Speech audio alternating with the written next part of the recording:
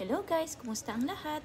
Here's another episode of What's Your Food for Today. We're here on Boracay Island in Philippines. So kumain kami dito guys sa sikat na Andox, located in D Mall, Station 2. 4 years ago, nung last time na nakabisit kami dito, hindi pa rin to nagbabago, marami pa rin kumakain. Dahil ito ay isa sa mga affordable at super sulit na kainan dito sa Boracay. Kaya sa mga first time na pupunta dito, try nyo rito guys. Ilagay nyo ito sa inyong bucket list. So dahil syempre, 5 days and 4 nights kami dito sa Boracay, nagtitipid-tipid tayo para marami pa tayong makainan at mapuntahan.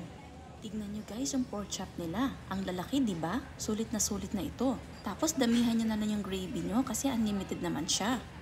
Perfect ang restaurant na ito sa mga magtatagal dito sa Boracay. Shout out kay ate, napaka-accommodating despite na maraming nakapila. Kaya to anyone who's planning to visit Boracay, try nyo na rin dito guys. Pa-follow na rin and pa-subscribe guys. Thank you for watching!